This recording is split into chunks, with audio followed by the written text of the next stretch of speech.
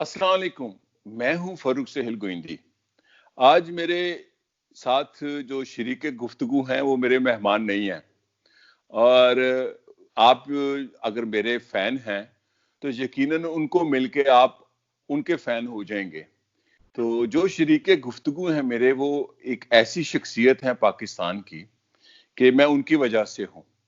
और उनकी एक जो खास बातें हैं दो, एक तो वो सेल्फ मेड है, दूसरे वो एक ऐसा आर्ट जानते हैं जो पाकिस्तान में 5-6 लोग ही जानते थे, और उनमें जो हयात हैं उनमें एक ये हैं या दो तीन और लोग इस वक्त हयात हैं।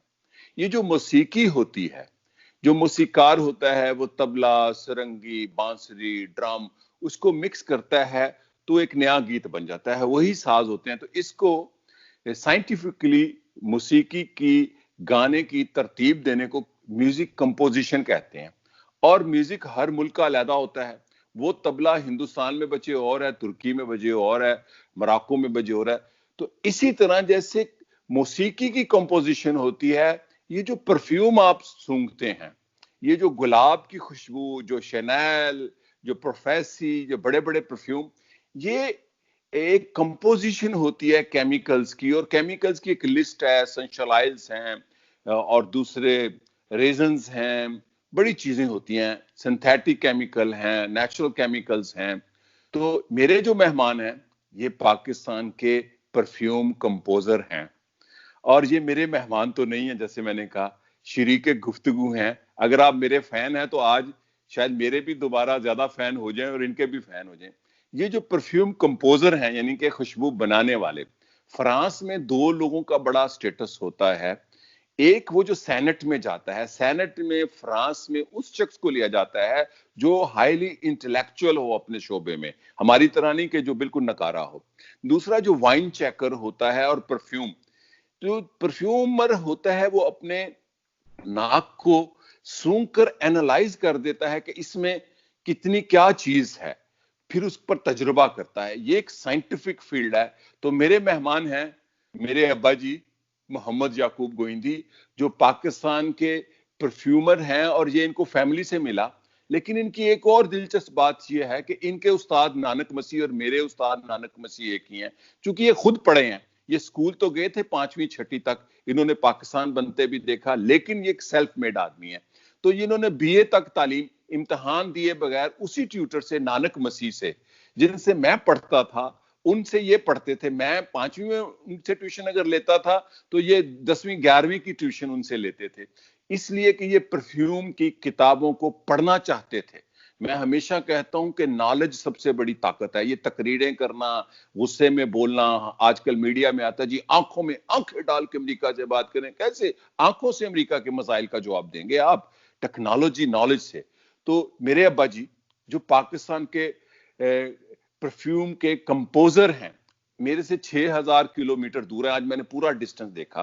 टेक्नोलॉजी इतनी जदीद है कि मुझे उसने, गूगल ने ये बताया कि कितने मोड़ आएंगे तुर्की से ईरान, अफगानिस्तान, लाहौर तक पहुंचते। तो मैंने चूंकि एग्जैक्ट किलोमीटर देखना था, तो इस वबा में चूंकि मेरी शरीकियात मुझे भगाकर तुर्की ले आई और मैं यहां पर हूं और वो वहां पर हैं, तो मैं इससे बड़ी क्या ऑनर होगी कि आज पाकिस्तान में मैं दोस्तों को, लोगों को, अपने देखने वालों को एक ऐसी शख्सियत दिखाऊंगा और उनसे बातें करूंगा जिनके दो पहलू, एक तो मेरे अब्बा जी हैं, दूसरे वो परफ्यूम के कंपोजर हैं। जी अस्सलाम वालेकुम अब्बा जी। वालेकुम सलाम। अब्बा जी बेटे क्या हाल खुश है? रहो। ठीक हूँ, अल्लाह का कैसे हैं? शुक्र है। एहतियात बिल्कुल कर रहे ठीक हैं हूँ आप? अल्लाह। हाँ बस कमरे में बंद हूँ, आपके तो वो बाहर आप जाना नहीं होता। जैसे जी कि मैं खुद भी सोचता हूँ और आप लोगों को भी कहना यही है कि निकलनी चाहिए, और मेरी एज का तकाजा भी यही है कि मुझे बाहर नहीं निकलना चाहिए। केयर जरूरी है, जिस हद तक हो सकती है इंसान कर सकता है, वहां तक तो मैं कर रहा हूँ। तो अब्बा जी आपकी तो बेटियां डॉक्टर हैं, एक दामाद डॉक्टर है, एक बेटी डॉक्टर अनिला, वो तो वायरस की डॉक्टर है, इंटरनल इन्फेक्शन की। डॉक्टर आमना, डॉक्टर उमर उनका मियाँ। तो आप उनकी हदायत पर अमल कर रहे हैं या वो जो व्हाट्सएप पर आपको मशवरे आते हैं? नहीं, व्हाट्सएप पर जो मशवरे आते हैं तो नुस्खे आते हैं ना, वो हम्म। तो बड़े आसान है। वो तो अच्छा। वो इतने आसान है कि वो اثر بھی 3 منٹ میں ہوتا ہے، اور اس 3 منٹ کے بعد نیا مشورہ آ جاتا ہے. اب فیصلہ کرنا مشکل ہے. مجھے آج تک جتنے بھی دیکھے ہیں کہ کون سے ادرک پر کروں یا لہسن پر کروں یا پیاز پر. تو بچوں سے میری آمنہ سے بھی تقریباً ہر روز، عمر سے بھی ہوتی ہے، آمنہ سے بھی ہوتی ہے، انیلا سے بھی ہوتی ہے. دوسری بیٹی جو بے شک ڈاکٹر تو ہے لیکن وہ سائنس کی ڈاکٹر ہے جی. اور بھی ہے ڈاکٹر رومانہ ڈاکٹر آپ کی بیٹی. رومانہ، ایک ڈاکٹر اور بھی ہے میری بیٹی بینا. صاحب سے بات تو ہوتی ہے. آمنہ سے میری اسپیشل ہوتی ہے عمر سے. بلکہ آج رات عمر نے مجھے 1.5 گھنٹہ اس سے بات چیت کرتے رہے، اپ ڈیٹ کرتے رہے عمر مجھے اس حالات سے اور دنیا کے حالات سے، اور اس کے رزلٹ کیا ہوں گے، اور کب تک یہ ہمارا ساتھ نہیں چھوڑے گا یہ وائرس. اچھا ابا جی، آپ ایک ماشاءاللہ میچور ایج ہے، 80+ ہیں، آپ ڈاکٹرز کی بات مان رہے ہیں، یعنی کہ اپنی بیٹی کی نہیں، وہ آپ کے لیے ڈاکٹر ہے. تو ہمارے ملک میں جو رجحان ہے میں آپ کے ساتھ یہ شیئر کروں گا. میں نے آج ہی ایک دنیا کے بہت بڑے سائنٹسٹ ڈاکٹر کی رپورٹ پڑھی ہے کہ پاکستان کے جو حالات ہیں، خدا نہ خواستہ اگر یہ چلے، حکومت اور لوگوں کی دونوں کی جو غیر ذمہ داری ہے، 1 ملین لوگوں کے مرنے کا امکان ہے اس بیماری سے چند مہینے کے اندر. تو آپ سے میں نے بڑا کچھ سیکھا ہے، اور میں آپ سے وہ باتیں کرنا چاہتا ہوں جو لوگ جاننا چاہتے ہیں. میں اپنی باتیں نہیں شیئر کروں گا. تو آپ کے جو استاد تھے نانک مسیح، جو میرے بھی استاد تھے، تو آپ نے ان سے BA تک تعلیم حاصل کی، یعنی کہ انگریزی اردو جو چیز سیکھتے تھے آپ؟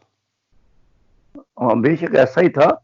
وہ میرے اور آپ کے صرف استاد نہیں تھے بلکہ جیسے فیملی ڈاکٹر ہوتا ہے، اور ہمارے وہ فیملی ٹیچر تھے. میرا دوسرا بیٹا اعجاز بھی انہیں سے پڑھتا تھا. پھر اس کے بعد ان کی بیٹی کانوینٹ اسکول لاہور میں ہوئی. وہ تھی تو اس جو ان کا انگلش میڈیم نہیں اردو میڈیم ہے، تو وہاں آمنہ کو بھی ملتی رہی وہ. تو وہ میرے بڑے صرف استاد ہی میرے محسن بھی تھے، بہت بڑے محسن. اچھا، انہوں نے مجھے بہت کچھ کیا. وہ آپ کے دوست بھی تھے، آپ کے استاد بھی تھے، اور وہ سرگودا میں تھے. تو آپ نے سرگودا میں، آپ کی پیدائش سرگودا میں ہے، تو آپ نے کیسا سرگودا دیکھا جو آج سے 60-70 سال پہلا سرگودا تھا؟ کچھ باتیں سنائے نا، چونکہ آپ نے کوئی اخبار نکالتے تھے جو دوست ویسے تو یہ ہے سرگودا تو میں نے بڑے، جب 1947 کے بعد دوبارہ سرگودا آنا ہوا. پہلے ہم چلے گئے تھے یہاں سے، بچپن میں ہی میرے ماں باپ، میرے پیرنٹس مجھے لے گئے تھے. تو جب مجھے دوبارہ سرگودا آنا ہوا تو سرگودا ایک کھلا گاؤں، خوبصورت، بڑا پیارا. اور یہاں کے جو گھر بنے ہوئے تھے، اور گھروں کے علاوہ جو یہاں کی ڈیزائننگ تھی، پاکستان میں 2 ہی شہر میں ایسے دیکھے ہیں جو ایک جیسے ڈیزائن ہے. ایک سرگودا اور ایک ڈیرا غازی خان، سیم 100% سیم ہے. اچھا، کوئی بلاک، کوئی سسٹم تھا، بڑا خوبصورت تھا. اور اب جو سرگودا ہے یہ تو اتنا کنجسٹڈ ہے کہ تصور بھی نہیں کیا جا سکتا. یہ آج سے 60 سال پہلے والا سرگودا ہے. اچھا ابا جی، آپ نے جو سرگودا دیکھا اس کی ایک کافی جھلک میں نے بھی دیکھی کہ ایک چوک ہے، اس کی گلیاں ہیں، اس میں شام کو خاکروب آتا تھا، جھاڑو بھی دیتا تھا، نالیوں کو مشق سے، جو پانی کی مشق ہوتی ہے، اسے صاف بھی کرتا تھا. وہ جو سرگودا تھا اس کی ایک تھوڑی سی آبادی تھی. 1965 کی جنگ آپ نے بھی دیکھی، میں نے بھی دیکھی خندق میں، پھر 1970 کی جنگ بھی دیکھی. تو وہ جو سرگودا تھا اس کی ایک پہچان ہو رہا ہے سرگودا کی، کہ یہاں کے گھوڑے بڑے اچھے ہیں، یہ نیزہ بازی کرتے ہیں، ڈانس کرتے ہیں، یہاں کے اونٹ، یہاں کے کتے، چونکہ ایک دیہاتی لیکن یہاں کے دانشور بھی ڈاکٹر وزیر آغا تھے، ڈاکٹر انور صدیق تھے، اور اخگر سرحدی تھے.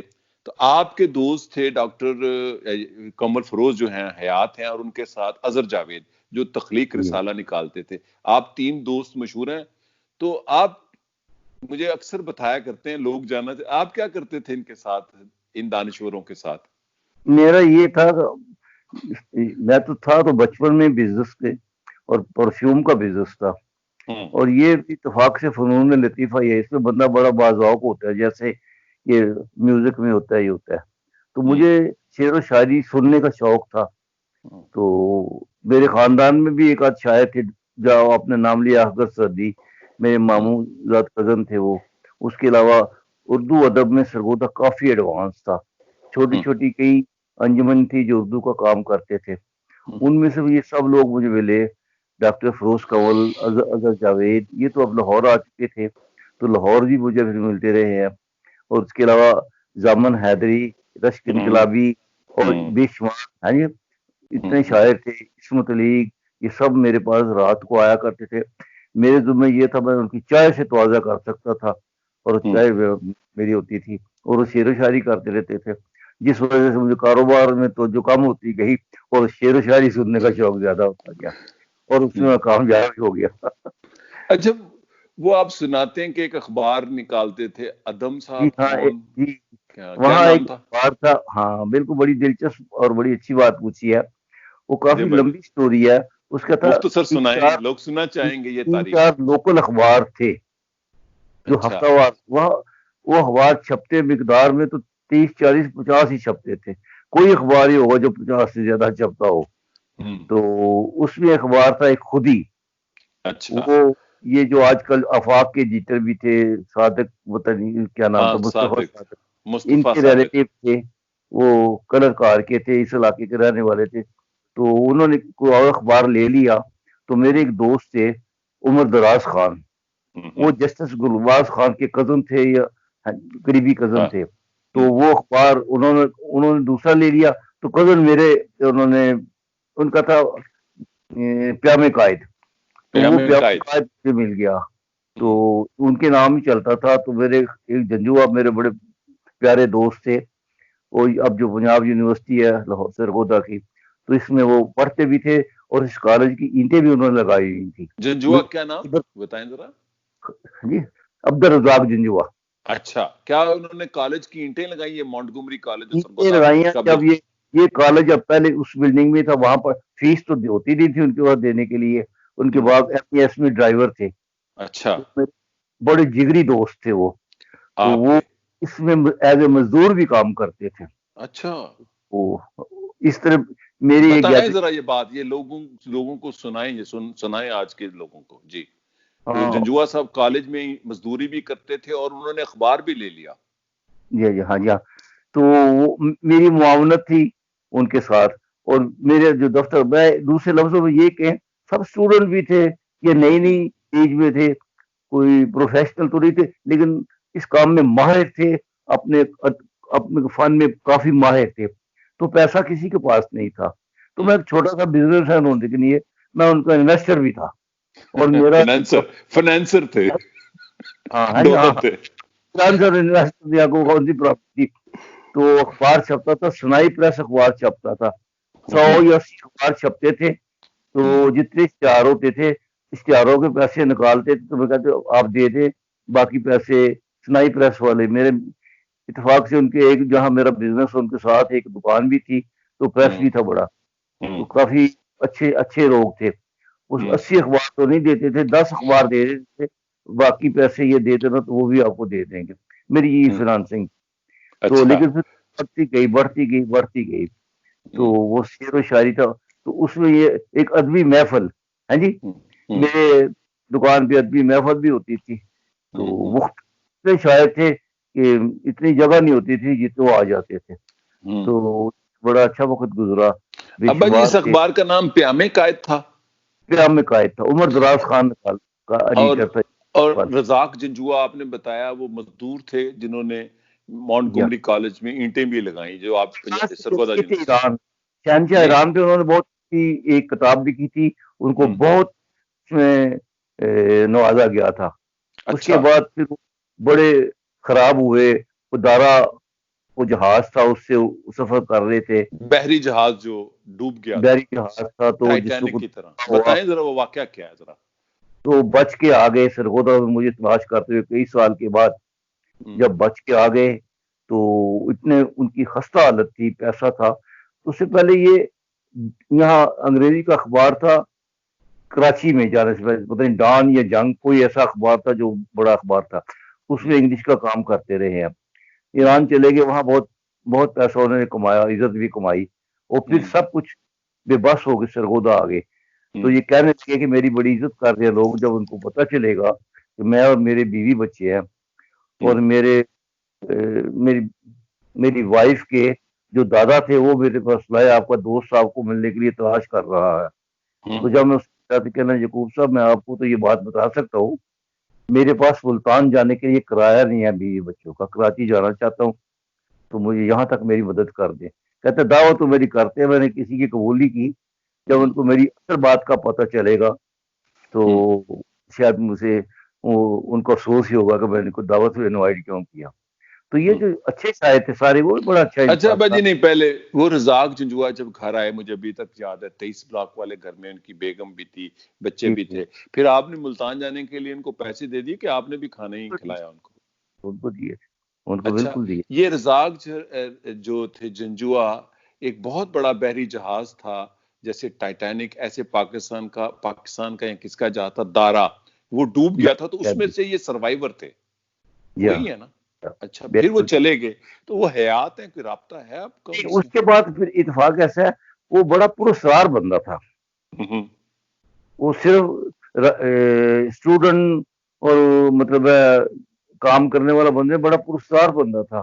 ایک دفعہ ایسے ہوا ہوں کہ اس کی زبان، جب میرا اس کا تعارف ہوا تو مشہور ہو گیا لوکل اخباروں میں کہ ایک اسٹوڈنٹ کی جو گورنمنٹ کالج سرگودا میں پڑھتا ہے اس کی زبان بند ہو گئی ہے، ہوں اور باقی 2 ماہ اس کی وہ بول نہیں سکا. اب پتہ نہیں ریئل بند ہوئی تھی یا کیا ہوا تھا. ہوں پھر ایک دن وہ کسی محفل میں وہی ریکارڈ اس کے سامنے گایا گیا، ایک گانا گایا گیا، تو اس ہوں گانے کو گاتے ہوئے 2 ماہ کے بعد واقعی اس کا ایسا ہوا تھا. اس سے ان کو پاپولر ہو گئے تھے بہت. اور بہت شریف آدمی تھا اور بہت مسکین آدمی تھا. ہاں ہوں جی، لائق آدمی تھا، بڑا دانشور تھا. جہانگیر تھا میرا خیال. باہر بھی چلا گیا، ایران کے بعد بھی چلا گیا. اس کے بعد میرا اس سے رابطہ نہیں ہوا. اچھا، یہ وہ آج سے آپ کا دوست گم ہو گیا. پتہ نہیں زندہ اچھا، یا نہیں. سرگودا میں اور جو محفلیں لگتی تھی، آپ پیام قائد کے ڈونر تھے، چھوٹی سی آپ کی دکان تھی، چھوٹا سا کاروبار تھا، لیکن یہ بڑے بڑے لوگ آپ سارے اکٹھے ہوتے تھے، افضل جاوید اور اخگر سردی، ڈاکٹر کنور فروز. تو وہاں پر وزیر آغا بھی تھے جو خوشحال تھے. جی، ڈاکٹر یہ وزیر آغا تھے. ڈاکٹر وزیر آغا تھے تو یہ بھی سب سے نامور اور سب سے بہتر تھے. اس کے علاوہ جو شاعری کے تھے، کوئی اور ایک سلسلہ ایسا تھا جس کی وجہ سے کافی عبرت مسروری سب اس کے علاوہ، بلکہ ایک مشاعرہ ہوتا تھا پاکستان میں جس کے مہمان سنبھالنا، کچھ مہمان سنبھالنا میرے ذمہ تھا. حاجرہ مسرور، ختیجہ مسرور، تو یہ ڈاکٹر اظہر جاوید کے ذمہ لگا کہ ان کو انوائٹ تو کیا گیا تھا، صدارے نے انوائٹ کیا تھا، تو لانا انہوں نے تھا. رہائش کا بندہ میں نے اپنے ماموں کے گھر میں ان کا کرایا تھا. تو ہاں یہ جی، جو مشاعرہ ہوتا تھا کامران مشاعرہ تھا نا، انور گوئندی کرا، جی میری جنرل، امی کے جو خالو تھے. جی خالد تھے تو وہی تھے. تو اس میں ایک مہمان ایسا تھا، ہوں ادم، عبد الحمید ادم. اچھا. ان کی ایک کتاب ہوتی خرابات، وہ میں نے ایسے ہی جیسے حفظ کی ہوتی تو مجھے وہ بڑی پسند تھی، میں بہت لکھتا تھا. یا صاحب آدمی کی تلخیاں، ہوں یہ میرے وہ مہمان تھے، ذاتی مہمان تھے عبد ادم. ہوں تو اچھا. سنگ بھی کرتے تھے. وہ ان کا یہی تھا کہ وہ ہر وقت مستی میں ہی رہتے تھے. ہاں ہاں. نے اپنے چھوٹے بیٹے، شاید وہ دوسری کلاس میں پڑھتا تھا، اس کی ڈیوٹی لگائی کہ ادم صاحب کو مشاعرہ حال تک لے جاؤ. یہ چھوٹی سی بات کا بچہ اور ادم صاحب کو لے رہا ہے، اور ادم صاحب جھوم رہے ہیں کہ جیسے کہتے ہیں جھوم برابر جھوم. تو کسی اخبار نے سرخی لگائی، آج ایک ہاتھی کو چوہا اس کی نکیل پکڑ کے اس کی منزل تک لے کے جا رہا وہ ہے. کون لینے یار، گیا تھا؟ ہاں جی، ہاں جی، اجاز آپ کا گوئندی سر. بڑا بیٹا، آپ کا میرا بڑا بھائی.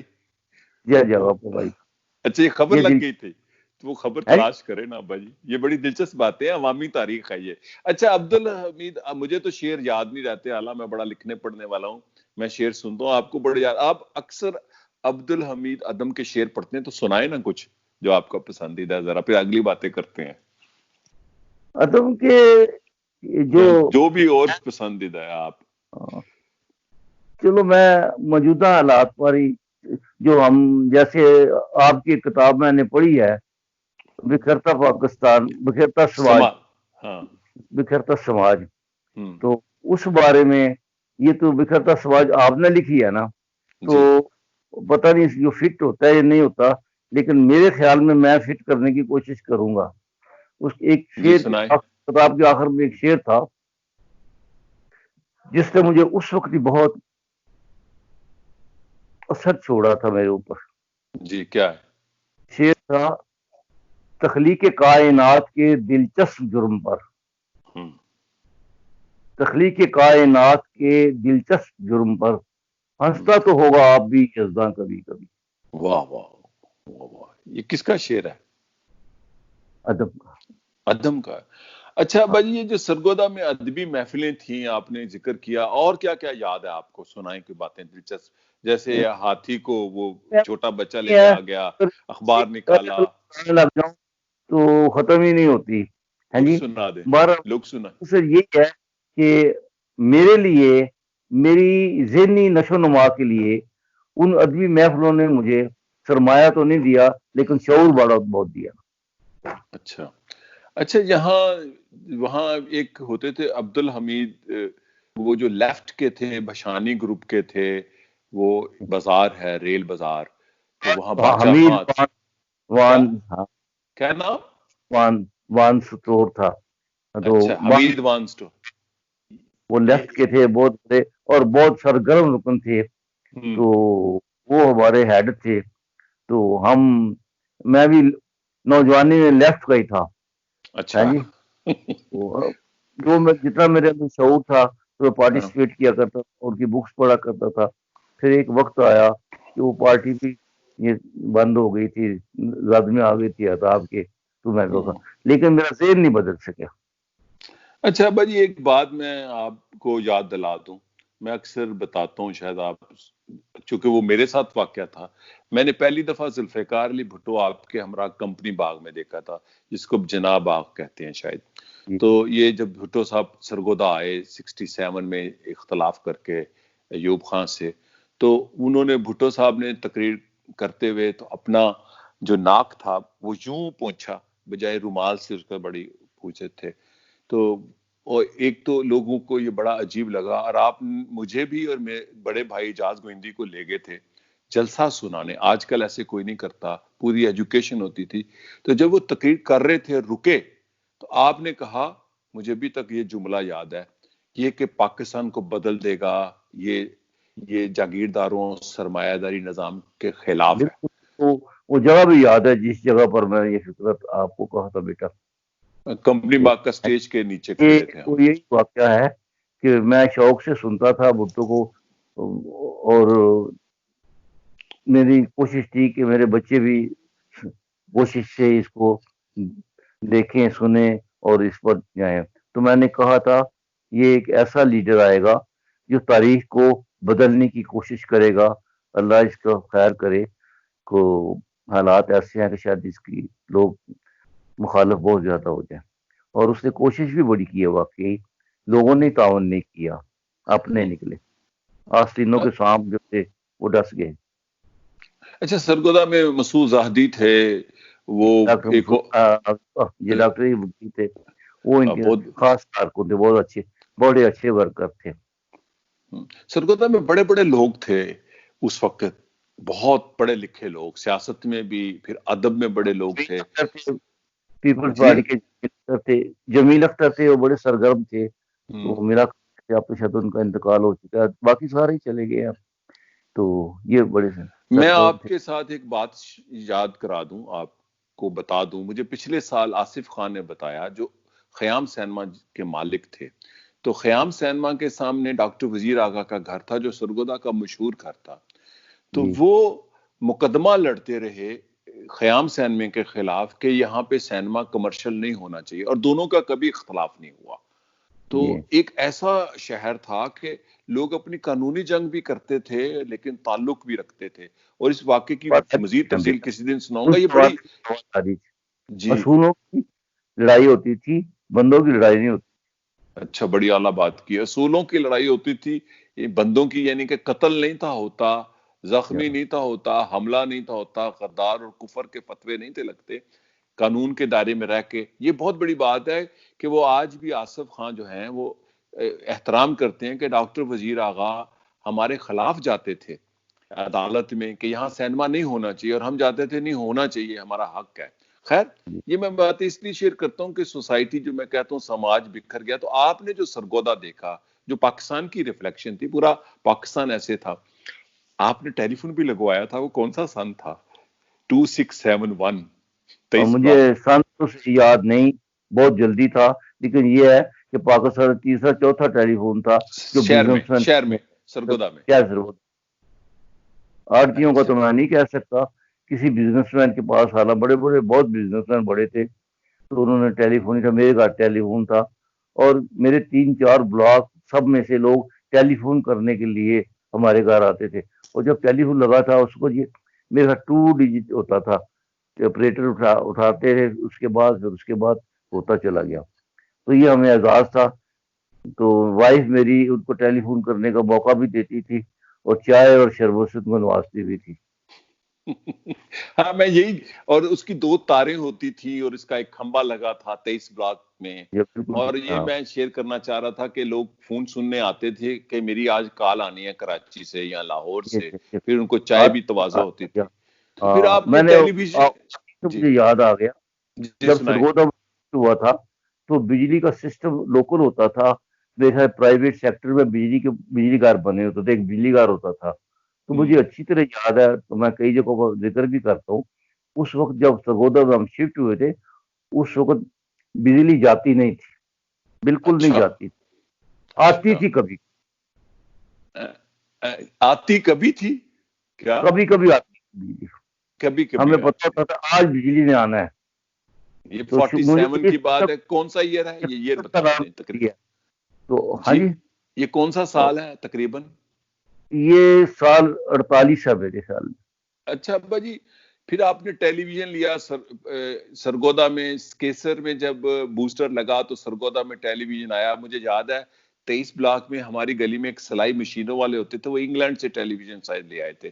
تو آپ نے جو ٹیلی ویژن لیا میہورڈ سٹور سے، کیا کہانی ہے؟ وہ کتنے کا تھا؟ کون سا تھا؟ وہ 1700 روپے کا ٹیلی ویژن تھا، تو اس کو ٹیلی ویژن کا خریدار تو کوئی نہیں تھا، تو میں اور والے مجھے جاننے والے تھے، انہوں نے کہا لے لو، بڑی اچھی چیز ہے، یاد آئے گی اور محلے میں پہلے بندے ہوں گے. تو واقعی میں پہلے بندہ تھا، اور صرف ٹیلی فون نہیں لیا تھا، ٹیلی 20 ویژن پیکٹ سب سیویوں کے بھی لیے تھے میں نے، وہ تاکہ جو کیا تھا؟ بچے دیکھنے لے کے آئیں گے ان کو میری وائف نے سیویاں دودھ میں پکا کے کھلانی ہے، اور باقاعدہ کھلایا کرتے تھے ہم کہ ہمارے گھر آؤ ٹیلی ویژن دیکھو.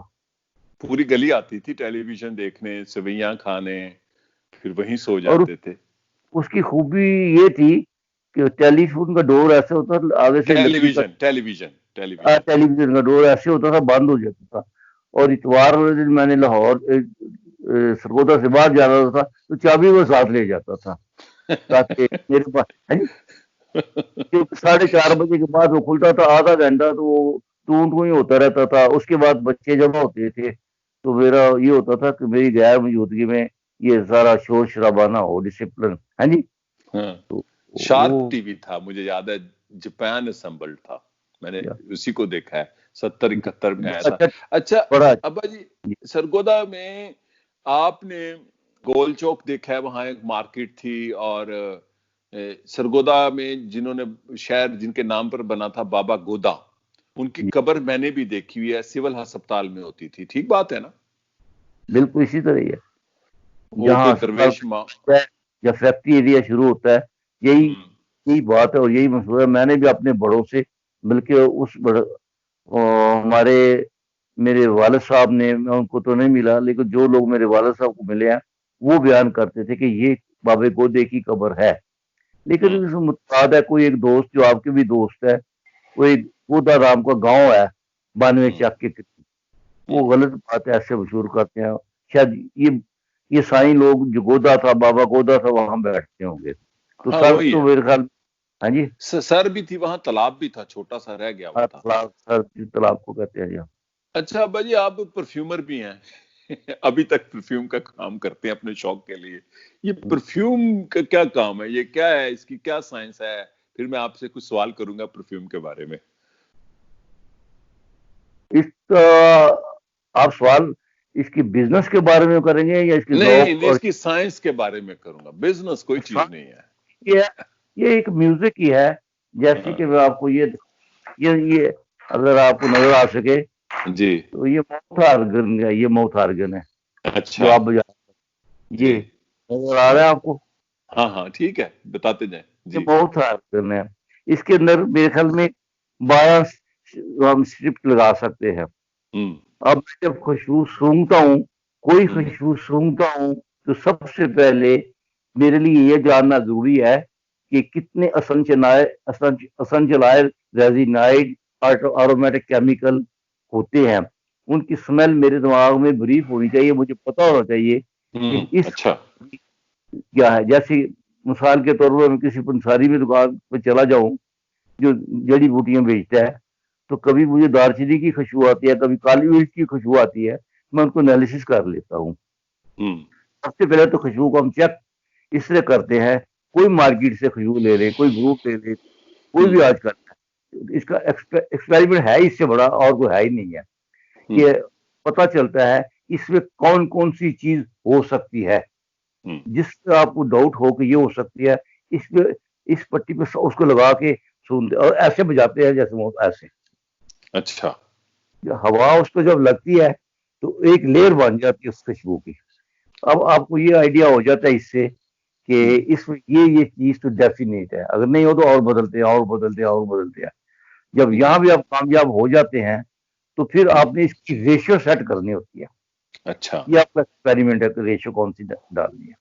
हम्म अच्छा अब्बा जी आपने परफ्यूम की किताबें भी पढ़ी मैं उस किताब में ये भी जिक्र है कि दुनिया में एक अच्छा गुलाब जो दुनिया में गुलाब होता है पंजाब का होता है और पंजाब में जो सबसे अच्छा गुलाब उसी किताब में मैंने पढ़ा था कि चुआ सैदन शाह का होता है ये दुनिया बेशक. का चुआ सैदन शाह का गुलाब बिल्कुल. जो मिस्र के बाद बाद, मिस्र मिस्र के के बाद बाद जब सबसे पहले दुनिया में इतर गुलाब कशीद किया गया था, जहां से मुझे ये शौक भी पैदा हुआ था, हम्म तो मेरे वाला साहब जो थे वो चौक साधन शाह देसी फूल इकट्ठे करके सही तरीके से कशीद करवा के लखनऊ वगैरह इंडिया भेजा करते थे, क्योंकि ये गुलाब मशहूर था.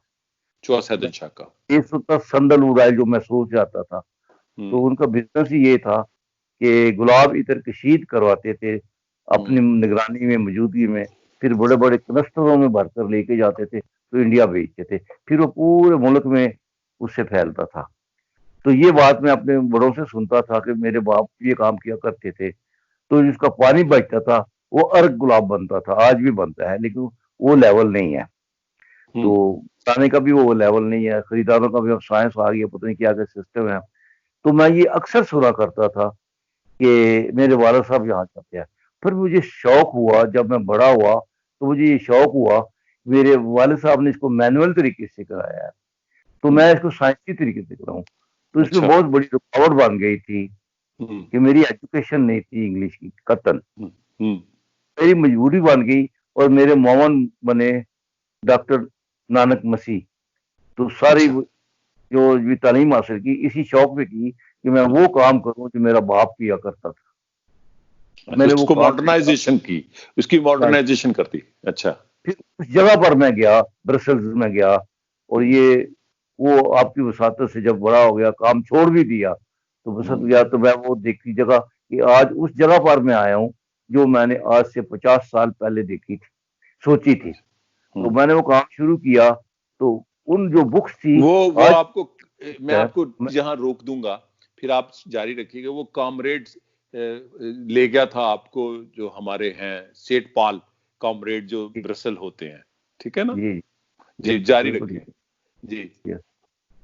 तो तो वो ऐसे था. तो वो मैं उनका लिटरेचर आता था. जब वो पहली दफा मेरे हाथ में रसाला लगा तो मुझे उसका नाम पढ़ना नहीं आता था कि लिखा हुआ क्या है. तो रेगुलर मुझे वो लोग भेजते रहे, ब्रसल्स से आता रहा मुझे, है जी.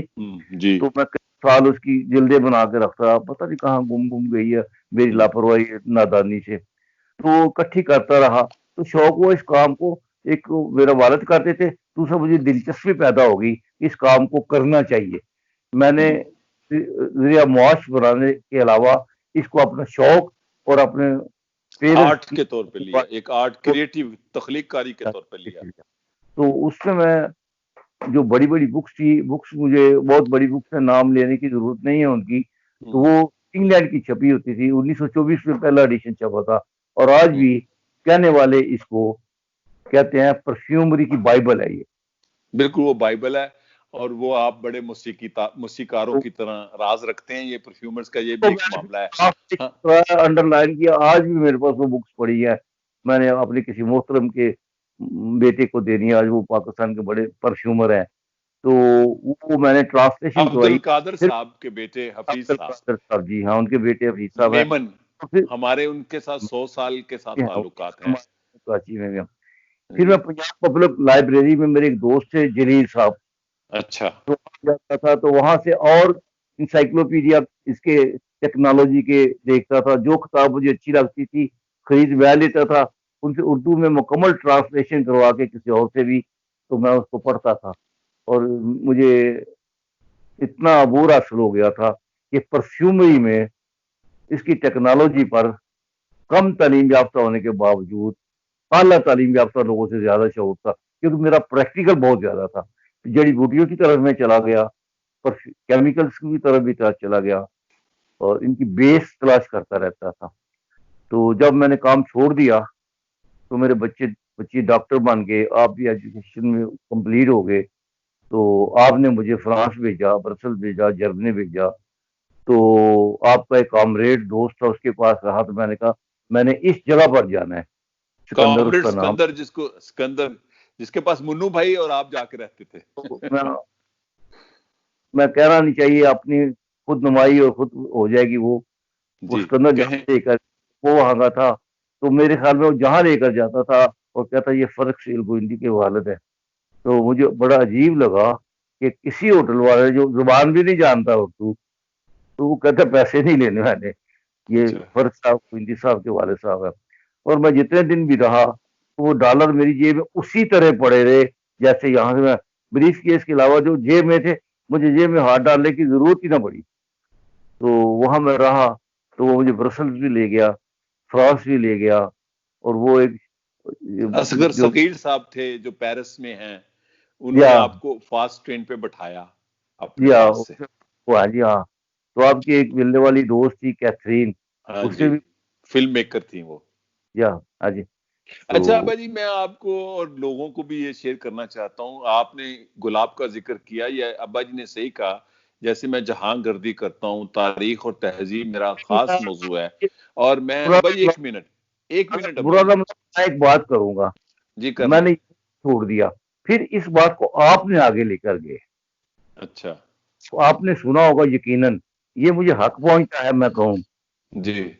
جب میں فرانس سے ادھر سے واپس ہو گیا تو پتہ نہیں آپ کے لاشعور میں تھا, اسی جگہ پر اسی کلر کار میں آپ نے اپنے لیے تجویز کی کہ ایک یہاں اپنا ایک آستانہ بنا لو, گھر بنا لو, آشیانہ آستانہ کہہ رہا ہوں, ہے جی. اس کے لیے تمہارا شکریہ ادا کرتا ہوں, تم نے اپنے دادے کا نام قائم رکھنے کے لیے وہاں ایک نشان بنا لیا. ابا جی وہ کلر کہار میں ایک گلاب کی وادی بنائیں گے میں نے جو جگہ لی ہے وہ اپنے لیے نہیں, سب دوستوں آپ کے لیے ہے, وہاں ہم پھولوں کی محفل لگایا کریں گے. تو میں یہاں پر ایک بات آپ کے ساتھ شیئر کروں گا جو لوگوں کے لیے بھی ہے, کہ آپ نے جس گلاب کا ذکر کیا کہ مصر میں عطر, یہ بالکل صحیح ہے, جو مصری لوگ تھے وہ دنیا میں پہلے لوگ تھے جنہوں نے عطر کا استعمال کیا. میں لگزر گیا ہوں, میں قاہرہ گیا ہوں, میں کنگز ویلی گیا ہوں, تو عطر کی شیشیاں ہیں, لیکن وہ گلاب پھر بعد میں جب تہذیبی دور آیا تو اس کو کہتے ہیں دمشقیہ روز, ڈمیسکس روز, یعنی کہ شام کا گلاب.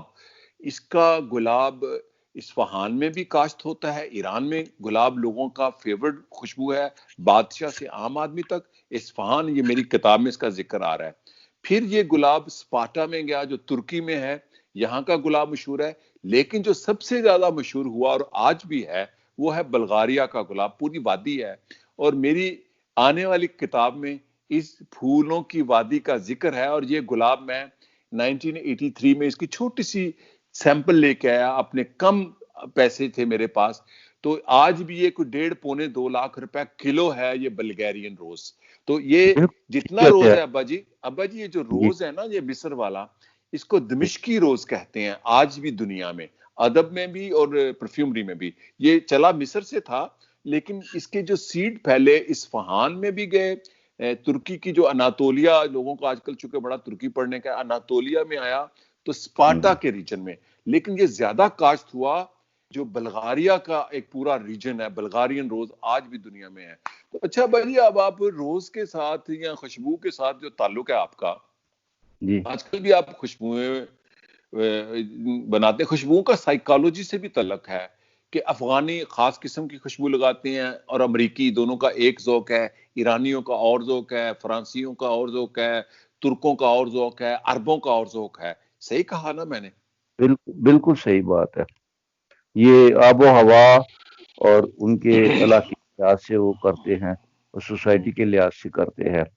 جو سب سے نفیس پرفیوم جو لوگ لگاتے ہیں وہ فرانس کے لوگ ہیں، بڑے سینسیٹیو لوگ ہیں فرانس کے خوشبو کے معاملے میں، اور سب سے ہارڈ لوگ عربی لوگ ہیں، سعودیہ کے لوگ، وہ ایسی خوشبو سپائسی سے مراد یہ ہے، اور سپائسی سے ہٹ کر وہ بوٹی قسم کی پرفیوم لگاتے ہیں۔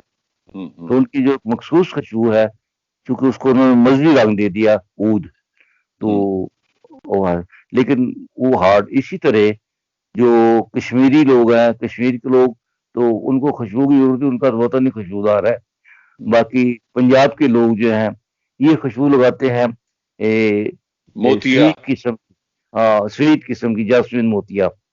اور فرنٹیئر کے لوگ جو ہیں، جیسے مارکولنڈی ایک پرفیوم ہے، ایک پھول ہوتا ہے کوئٹہ میں ہوتا ہے خاص قسم کا، تو اس کو نام گل مہندی کے نام پہ اتنی بکتی ہے، اصل میں وہ ہوتی ہے جی مارکولنڈی پرفیوم ہوتی ہے، لیکن وہ تو بہت نفیس ہوتی ہے مارکولنڈی، وہ پٹھان لگاتے ہیں عموماً۔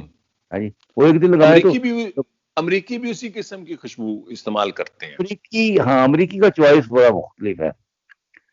عام پرفیوم تو امریکہ میں چونکہ وائن بہت زیادہ لوگ یوز کرتے ہیں، اور اس وائن کی جو خوشگوار سمیل اٹھتی ہے، اسی ذوق کو انہوں نے آگے بڑھا کے خوشبو لگاتے ہیں۔ وہ تو کنسپٹ یہ ہے پاکستان میں، انڈیا میں، کہ خوشبو لگائے تو 8-10 دن رہے، وہ دن میں 3 دفعہ خوشبو لگاتے ہیں۔ اصل میں تو ذوق کیا ہے، 3 دفعہ 3 خوشبوئیں لگانا ذوق ہے نا۔ کیا آپ کا کیا مشورہ ہے ایز اے پرفیومر؟ میں نہیں سمجھا ساری۔ اصل ذوق تو یہ ہے کہ دن میں 3 دفعہ 3 موسم ہوتے ہیں دن کے، صبح دوپہر شام، تو 3 خوشبوئیں لگانی چاہیے نا۔ موسم کے مطابق میں تو یہاں تک کہتا ہوں کہ موسم گرمی کے صبح سے شام تک لباس بھی 3 ہوتے ہیں۔ اچھا، ہاں، آپ کو میں نے دیکھا آپ خود بھی بڑے شوق سے خوشبو لگاتے ہیں، میں بھی، بلکہ میں تو فیمیل پرفیوم لگاتا ہوں، چونکہ یہ ہم نے ایسے ایک بنایا ہوا ہے، خوشبو کا اپنا ذوق ہے۔ کیا خیال ہے آپ کا؟ بالکل ٹھیک ہے، آپ یہ بات میرے والی کی ہے، بلکہ میں عید کے دنوں میں فیمیل خوشبو کے ساتھ لیمن لگایا کرتا تھا۔ اچھا اچھا اچھا اچھا اچھا۔ پاکستان میں ابا جی یہ اتنی قیمت بڑی گیدرنگ میں اگر لیمن ایک واحد خوشبو ہے جو باغ کسی میں ہوتی ہے، اور سویٹ جو فیمیل خوشبو آتی ہے بڑی نفیس، اور لیمن بڑی سٹرانگ ہوتی ہے، سٹرانگ اپنی طرف متوجہ کرتی ہے، تو لوگ دیکھنے پر مجبور ہوتے ہیں کہ یہ خوشبو کہاں سے آ رہی ہے۔ اچھا ابا جی، آپ مجھے کتنا نمبر دیتے ہیں as a perfume analyst compose کرنے کے، اور اس کو ایز اے پرفیومر مجھے کتنا پاس کرتے ہیں؟ کیونکہ میں بھی کرتا ہوں، لوگوں کو نہیں پتا آج تک۔ بات یہ ہے بیٹا، 100 میں سے کتنے نمبر دیتے ہیں؟ ایمانداری سے دینے ہیں بیٹا، کر کے نہیں۔ فخر محسوس کرتا ہوں، میں فخر محسوس کرتا ہوں اور فیل کرتا ہوں تم نے اتنا ہی کام کو سمجھا ہے مجھ سے، بلکہ زیادہ سمجھا تم نے کام کو۔ اچھا ابا جی، میں اب لوگوں کے لیے یہاں جی کیا کہا؟ تم نے اس کو بزنس نہیں بنایا۔ ہاں، بزنس میں نے کسی چیز کو بھی نہیں بنایا، آپ نے بھی نہیں بنایا، ہم نے سوسائٹی۔ اچھا، میں یہاں پر ایک بات کرنا چاہتا ہوں ابا جی، ایک منٹ ابا جی۔ پاکستان میں ابا جی یہ عمران خان کہتے ہیں جی چوچے پال لو اور انڈے پال لو اور کٹا پال لو اور بھینس پال لو۔ میں یہاں دوستوں کو یہ بتانا چاہتا ہوں کہ پاکستان میں جو پودے ہیں، جو پھول ہیں، جو ریزنز ہیں، جس پہ کوئی ٹیکنالوجی نہیں لگتی۔ ابا جی ایک منٹ، مثلا جیرینیم، یہ جو جیرینیم روز جس سے بنتا ہے، یہ ایک گھاس ہے جو فرنٹیئر میں ہوتا ہے۔ یہ 1.5-2 لاکھ روپے کلو ہے. اسی طرح جو خس ہے، خس و خاشاک جیسے ہم کہتے ہیں، جو خس کا گراس ہے، یہ مانسون میں پنجاب کی نہروں اور پانی والے علاقوں میں یہ 2.5-3-4 لاکھ روپے کلو ہے. روز 1.5-2-3 لاکھ روپے کلو ہے. میں ایسی 20 آئٹمز بتا سکتا ہوں کہ پاکستان، یہ آلیو تو بہت سستی چیز ہے، آلیو لگے گا اور یہ ہوگا. پرفیوم کی 10-12 آئٹم پاکستان میں اس طرح رول جاتی ہیں کہ پاکستان 20-30 ارب ڈالر کما سکتا ہے. ہمارے سائنٹسٹ بھی نابلد ہیں ان چیزوں سے. میں جو آپ کے سامنے ابا یہ بات اس لیے کی ہے کہ آپ پرفیومر ہیں، تو میں غلط کہہ رہا ہوں یا صحیح کہہ رہا ہوں؟ اس کو ایز اے بزنس بھی کریں تو یہ بہت بڑا سرمایہ ہے جو ہم جلا دیتے ہیں اس ملک میں. ہم گھاس ایک جاڑی ہوتی ہے، جی ایک جاڑی ہوتی ہے جس کا نام ہم نے پچولی رکھا ہوا ہے. جی جی تو پچولی رکھا ہوا ہے ہی پچولی ہے جی، پانڈی اس کو کہتے ہیں. وہ اتنی قیمتی جاڑی ہے کہ اس کا آئل آج بھی 3 لاکھ روپے کلو ہے. میں بلکہ 2 لاکھ روپے کلو ابھی اپنی ضرورت کے لیے خرید کے لائے ہو، لیکن وہ بھی پیور نہیں ہے. یہ پاکستان میں اویلیبل ہیں یہ ساری چیزیں؟ یہ سب چیزیں یہ سنگاپور میں ہوتی تھی، اب تو ہر جگہ پر ہے. اچھا ابا جی، ذرا وہ مشک بتا دیں. چونکہ مسک یا مشک کیا ہے؟ وہ ہرن ہے، بلی ہے، وہ سیوٹ کیٹ؟ لوگ جاننا چاہتے ہیں. یہ میں علم، چونکہ میں ہمیشہ کہتا ہوں میں اسلام کے اصول کو بڑا مانتا ہوں کہ دولت کا ارتکاز گناہ ہے، میں علم کے ارتکاز کو بھی گناہ. یہ مشک کیا ہوتی ہے، کہاں ہوتی ہے، کیا ہے، ذرا بتائیں. مشک کی 3-4 مشک اور امبر 2 ایسی چیزیں ہیں. امبر کے علاوہ پہلے مشک بتائیں. پہلے مشک آپ دیکھیے. مشک جو ہوتی ہے یہ ناف ہوتی ہے ہرن کی، جو سیوٹ کیٹ جس کو کہتے ہیں، وہ کیٹ اور بلی مکس ہوتا ہے. بلا ہوتا ہے جو برفانی اور پہاڑوں میں بلا ہوتا ہے، جو جس میں ہماری بکس میں بھی اس کا کافی ذکر آیا، اور ویسے بھی کہ کافی بڑا بلا ہوتا ہے، بڑا خون ریز ہوتا ہے. اس کو سیوٹ کیٹ کہتے ہیں. سیوٹ کیٹ، اس کا نام ہی سیوٹ کیٹ ہے. اس سے نکلتی ہے. وہ مشک سے 100% مشابہت رکھتا ہے. آرٹیفیشل جتنی بنتی ہے سب سے اعلیٰ وہ سیوٹ تو سے اس کی ناف ہوتی ہے. یہ اس کا جو بچہ پیدا ہوتا ہے، اس کا جو خون جمتا ہے، وہ ہوتی ہے یہ مشک. یہ ناف ہوتی ہے. اچھا، اس کو نافا کہتے ہیں. نافا، ہاں جی، تو وہی نا. اچھا، جو امبر ہوتا ہے جو بہت سویٹ ہے، امبر اوریجنل، وہ کیا ہے؟ وہ بھی بتائیں ذرا لوگوں کو. وہ مچھلی کے پیٹ میں، جس کو اردو میں ہم سدہ کہتے ہیں، جو چیز ختم نہیں کر سکتی. ایک مچھلی ہوتی ہے، ویل مچھلی کی طرح ایک مچھلی ہوتی ہے جس کو ہم وہ ہضم نہیں کر سکتی، اس کے پیٹ میں جمع رہتی ہے. جو تاریخ میں سب سے بڑا امبر کا پیس نکلا تھا، نہیں تو عمومی طور پر کوئی آدھے پاؤنڈ کا، کوئی 10 گرام کا، کوئی 50 گرام تک تھا. وہ 28 پاؤنڈ کا وہ پیس نکلا تھا، جس کی میرے پاس باقاعدہ اس کی تصاویر اور ہسٹری میں ہیں. وہ میری کتاب ہے کچر کی، اس میں وہ چیز ہے. 28 پاؤنڈ کا وہ نکلا تھا. امبر اس کی وہ غذا جو ہضم نہیں کر سکتی، تو وہ بڑی سویٹ ہوتی ہے، تو وہ بھی ایک خوشبو کی اعلیٰ چیز. اچھا بھائی، اب آپ شاعری بھی بڑے کرتے ہیں، آپ کے پاس بڑے اینکر آتے ہیں، مجھے پتا ہے 8-9 لوگ بیٹھے ہوتے ہیں، وہ آپ سے سوال کرتے ہیں. تو آپ کی سیاسی پیش گوئیاں بھی بڑی مشہور ہیں، دوستوں میں نے سنی ہوئی ہے، بچپن میں بھی. تو آپ پاکستان کے لوگوں کو کیا ایڈوائز کریں گے اپنے تجربے کی بنیاد پر؟ تعلیم حاصل کرنی چاہیے یا واٹس ایپ کا علم جو چلا ہوا ہے جھوٹا موٹا، کیا کرنا چاہیے؟ پیسہ تو تعلیم سے نہیں آتا نا بیٹا، اور ہمیں پیسے کی ضرورت ہے.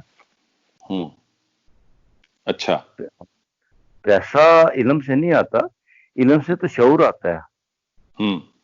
تو وہ آپ نے پڑھا نہیں ہے کیا؟ یہ عقل سے موجیں موجیں. اچھا بھائی، اور کوئی دلچسپ بات جو آپ کرنا چاہیں؟ یہی پیغام ہے. ہاں جی، اس اور لیے کوئی بات، ہاں جی، اور کوئی بات سنا دیں، کوئی یادگار بات کوئی لوگ سے. یہ ہے کہ میں اللہ کرے ہمیں سب کو عقل آ جائے، ہم شعور آ جائے. پھوکوں کی بجائے وہ پتہ نہیں ہمیں پھوکوں سے یہ چراغ بجھایا نہ جائے گا. اب تو سارا کام ہی پھوکوں سے ہوتا ہے، چراغ کہاں. اچھا باجی، آپ نے بڑی بات کی کہ آپ نے 6 بچے پڑھائے. تو آپ مطمئن ہیں اپنی زندگی سے؟ بیٹا اس کے بارے میں آج خود نہیں فیصلہ کیا جا سکتا. بے شمار زندگی کے ایسے موڑ ہوتے ہیں. اب مجھے تمہاری بات جو سرگودا میں تم سے میں نے سنی تو ہزاروں دفعہ ہے، لیکن اس کو میرے ذہن میں بیٹھ گئی. خوشی کوئی نہیں دیتا، یہ صرف خوشی بھی تخلیق کرنی پڑتی ہے. ہاں میں یہ کہتا ہوں خوشی تخلیق کرنی پڑتی ہے. وہ لوگ مجھے دیکھتے ہیں نا ابا جی کہ میں بڑا وہ ہے جو خوش نصیب ہوا ہے، جو اپنے نصیب پر خوش رہے. اصل میں یہی ہے ابا جی. میں آپ کے ساتھ ایک چیز شیئر کرنا چاہوں گا تاکہ لوگ سن لیں. لوگ چونکہ سوشل میڈیا پہ مجھے دیکھتے ہیں، پہلے نہیں تھے دیکھ سکتے، تو وہ مجھے کہتے ہیں یو آر لکی. میں کہ لکی ہوگی مریم نواز، لکی ہوگا بلاول، لکی ہوگی فاطمہ بھٹو. میں تو لکی نہیں ہوں، میں تو سیلف میڈ ہوں نا. میں تو لکی، میں اپنے ہاتھ کی قسمت کی لکیروں پر نہیں، ہاتھ کی انگلیوں سے قسمت بنانے پر یقین رکھتا ہوں. اچھا وہ میری سٹرگل کو نہیں دیکھتے، وہ دیکھتے ہیں میں نے تصویر کہاں اتاری. چونکہ نہ ان کو سٹرگل کرنا آتی ہے ہماری سوسائٹی میں، نہ خوشی منانا اور بنانا آتی ہے. یہی مسئلہ ہے نا. بالکل مسئلہ یہ بالکل ہے. ان 2-3 لفظوں سے یہ بالکل ان کو نابلد ہیں. ایک تعلیمی علم سے، ایک جدوجہد سے، اور ایک احترام سے، اور تیسرا حلال رزق کمانے سے. اچھا بڑی بات کی. اچھا ابا جی کوئی شاعری سنا دیں پھر یہ سیشن ہم تمام کرتے ہیں. کوئی شعر سنا دیں اپنے 2-4 پسند. شعر نہیں لکھتا، لوگوں کو مانگے تانگے شعر سنا دیتا ہوں. ہاں سنائیں جی. دیکھ میری انمول شرافت، دیکھ میری انمول شرافت، لٹ بھی گیا شرمندہ بھی ہوں، جیت بھی لی اخلاص کی بازی، ہار بھی اپنی مان رہا ہوں. واہ، یہ آپ نے پتہ کیا بات کہی ہے. امریکہ میں میری جو پروفیسر ہے نا پیس سٹڈیز کی، 2، پاولا گرین اور لوئس ڈائمنڈ. لوئس ڈائمنڈ دنیا میں سب سے بڑی پروفیسر ہے، جو میرا سیکنڈ ماسٹر یا ایم فل تھا. اس نے کہا تھا کہ آپ جب کانفلکٹ ریزولوشن کرتے ہیں، کسی تنازع کا حل، تو پہلے آپ سرنڈر کریں، اپنا کچھ حق سرنڈر کرتے ہیں. اور میں نے زندگی میں فائنینشیل، پولیٹیکل، انٹلیکچوئل کئی دفعہ رائٹس، اپنا جو حق ہے وہ سرنڈر کر دیتا ہوں. ہار جاتا ہوں لیکن وہ میں جیت جاتا ہوں. وہ والی بات کی ہے جو پاولا گرین نے مجھے پڑھائی تھی اور لوئس ڈائمنڈ نے. اصل میں جیت ہی ہارنے والے کی ہوتی ہے. اصل میں وہ ہارتا جیتتا ہے تاریخ میں. کہا نا یہ اس کی میں تو اس سے کرتا ہوں جواب جاہل باشد خاموشی. واہ واہ واہ. اچھا ابا جی اور کوئی بات پھر سیشن کو ہم تمام کرتے ہیں. بس بیٹا جو آپ پوچھ سکتے ہیں مجھ سے پوچھے، جو مجھے علم ہوگا میں بتاؤں گا. ہاں اتنے اتنے اتنے اتنے اتنے ذہن میں باتیں ہوتی ہیں، اور ان کو بندہ بیان کرتا رہے تو سننے والوں کے پاس وقت ہی نہیں ہوتا. لیکن سننا چاہیے، سیکھنا چاہیے، حاصل کرنا چاہیے. جیسے کہ سقراط نے کہا تھا کہ یہ کون بجا رہا ہے، تو جیلر نے کہا تھا یہ عمر کی سزا بھگت رہا ہے قیدی، وہ یہ بنسری بجا رہا ہے. تو سقراط نے کہا تھا، بڑی سریلی آواز ہے، کہتے سر آپ کو تو آ رہی ہے، مزے لیں. کہتے نہیں میں نے مزے نہیں لینے، اس کو میرے پاس بلاؤ. کہتے سر کیا کریں گے؟ کہتا ہے میں اسے سیکھوں گا. کہنے سر اب رات کے 12 بجے ہوئے ہیں، تو 5 بجے تو آپ کو زہر پلا کے سلا دینا ہے. تو کہنا میں زندگی کے 5 گھنٹے ضائع نہیں کرنا چاہتا. تو یہ میں اس طرح کہتا ہوں زندگی کے 5 گھنٹے ضائع نہیں کرنے چاہیے. تو ہم تو واہ ابا جی پچھلے سال میں یہی سیشن ختم کرتا ہوں دوستوں اور ابا جی. پچھلے سال میں ایتھنز تھا تو سقراط کی وہ قید خانہ دیکھ کے آیا ہوں، جہاں پر وہ قید ہوا تھا ایکروپولس میں، جہاں اس نے یہ بانسری سنی آخری 5 گھنٹے اور سیکھنا چاہا. اور اس نے کہا میں 5 گھنٹے یہ زندگی کو انجوائے کرنا چاہتا ہوں اور سیکھنا چاہتا ہوں. تو شکریہ ابا جی، شکریہ ابا جی، بہت مہربانی. آپ کا بھی بیٹا، اور جو لوگ سن رہے ہیں ان کا بھی شکریہ ہے جی. کاش کہ ان کے دل میں ہماری باتیں اتر جائیں، سیکھ سکے. جس طرح وہ یہ کوئی ڈرامہ ہی نہ سمجھے، یار تغل تو کون سا ڈرامہ آج کل آ رہا ہے. تو شکریہ شکریہ. خدا